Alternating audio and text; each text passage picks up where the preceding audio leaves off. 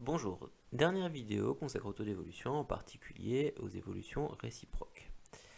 Alors, on va commencer par une définition. Donc, quand une valeur subit une évolution, hausse ou baisse, le taux d'évolution permettant de revenir à la valeur de départ est appelé taux d'évolution réciproque.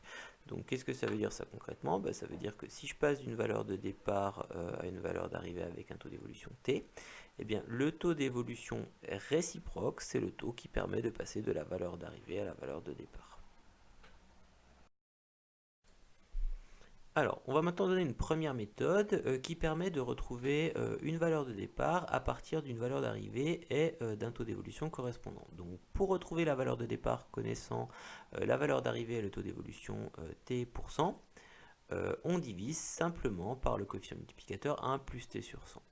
Alors, plutôt que de retenir les mots tels qu'ils sont écrits, le plus simple est d'avoir un peu en tête le schéma correspondant à la situation. Donc, on a une certaine valeur de départ, une valeur d'arrivée, une évolution de t%. Donc, du coup, eh bien, pour passer la valeur de départ à la valeur d'arrivée, on multiplie par 1 plus t sur 100. Alors, j'ai mis 1 plus t sur 100, mais si votre évolution, du coup, est négative, il y a un moins qui va apparaître quelque part. Hein. Donc, ça marche aussi pour les baisses, évidemment. Du coup, comment est-ce que je fais pour revenir à ma valeur de départ? Eh bien, pour compenser une multiplication par 1 plus t sur 100, je divise tout simplement par 1 plus t sur 100.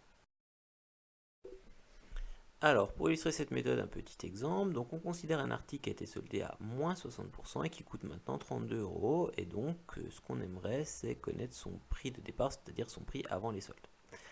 Alors plutôt que de faire de longs discours, on va passer directement à un petit graphique qui représente la situation et que je vous encourage à faire. Donc on a notre prix avant les soldes, on a notre prix soldé qui est de 32 euros. Le prix avant les soldes, on ne le connaît pas. En revanche, ce qu'on sait, c'est que pour passer du prix avant les soldes au prix soldé, comme il y a une baisse de 60%, eh bien on multiplie le prix avant les soldes par 1 moins 60 sur 100 pour obtenir le prix soldé, c'est-à-dire on le multiplie par 0,4.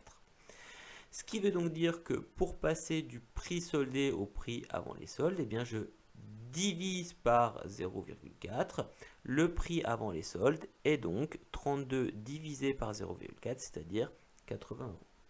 Alors au passage, on pourrait se dire qu'il y a peut-être une autre méthode qui consisterait à se dire que pour compenser une baisse de 60%, on n'a qu'à appliquer une hausse de 60% à nos 32 euros, c'est-à-dire augmenter 32 euros de 60%. Alors je vous encourage à le faire chez vous, hein. Vous verrez que vous ne retombez pas du tout sur les 80 euros. Vous obtiendrez une autre valeur qui n'est pas correcte. Donc la bonne méthode, c'est vraiment celle qu'on voit dans cet exemple-là. Dernière méthode qu'on va voir dans cette vidéo qui va nous expliquer comment est-ce qu'on peut déterminer le taux d'évolution réciproque qui nous intéresse dans ce chapitre. Donc on a vu dans la méthode précédente que pour passer de la valeur d'arrivée à la valeur de départ, on divise par le coefficient multiplicateur 1 plus t sur 100. Sauf que comme vous le savez, diviser par un nombre c'est comme multiplier par son inverse, ce qui veut donc dire que pour passer de la valeur d'arrivée à la valeur de départ, on multiplie par 1 sur 1 plus t sur 100, l'inverse de 1 plus t sur 100. Et bien du coup ce nombre ça va être le coefficient multiplicateur réciproque qui va nous permettre après d'avoir le taux d'évolution réciproque, puisqu'on sait que d'une manière générale on peut passer du coefficient multiplicateur au taux en soustrayant 1. Alors tout ça est résumé par un petit graphique qui est peut-être un peu plus parlant. Donc pour passer de la valeur de départ à la valeur d'arrivée, on multiplie par 1 plus t sur 100, ça on le sait depuis assez longtemps. Ce qui veut donc dire que pour passer de la valeur d'arrivée à la valeur de départ, on divise par 1 plus t sur 100, c'était l'objet de la méthode précédente. Sauf que diviser par 1 plus t sur 100, ça ne nous intéresse pas vraiment parce que nous, ce qu'on veut, c'est pas un coefficient diviseur, c'est un coefficient multiplicateur. Donc on remarque que diviser par 1 plus t sur 100, c'est comme multiplier par son inverse, 1 sur 1 plus t sur 100. Donc ce 1 sur 1 plus t sur 100 est le coefficient multiplicateur réciproque. Donc comme j'ai dit juste avant, on pourra avoir le taux d'évolution réciproque en lui soustrayant simplement 1.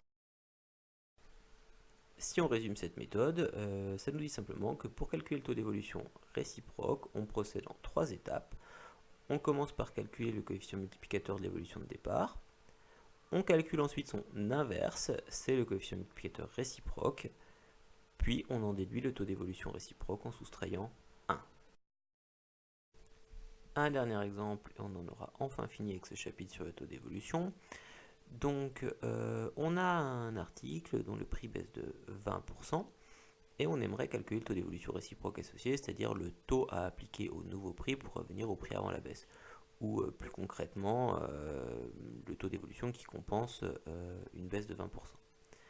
Alors, pour faire ça, le plus simple c'est de faire un graphique où on va avoir les deux premières étapes de notre méthode précédente. Donc, ce qu'on voit, c'est que comme on a une baisse de 20%, eh bien, pour passer du prix avant la baisse au prix après la baisse, eh bien, on multiplie par le coefficient multiplicateur associé 1 moins 20 sur 100, c'est-à-dire 0,8.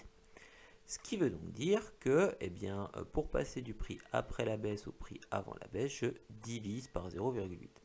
Sauf que moi, ce qui m'intéresse, c'est pas le coefficient diviseur, donc c'est pas qu'on divise par 0,8, c'est qu'on multiplie par quelque chose. Donc ce que je vais dire, c'est que diviser par 0,8, c'est comme multiplier par son inverse, 1 sur 0,8, c'est-à-dire multiplier par 1,25. Donc qu'est-ce que ça veut dire? Ça veut dire que je passe du prix après la baisse au prix avant la baisse en multipliant par 1,25. Ça, c'est très précisément la définition du coefficient multiplicateur, donc en l'occurrence le coefficient multiplicateur réciproque. Ce qui veut donc dire que le coefficient multiplicateur réciproque ici c'est 1,25. J'en déduis donc le taux d'évolution réciproque, puisque nous savons que pour passer d'un coefficient multiplicateur à un taux, on soustrait simplement 1. Donc le taux d'évolution réciproque est 1,25 moins 1, c'est-à-dire 0,25, c'est-à-dire 25%.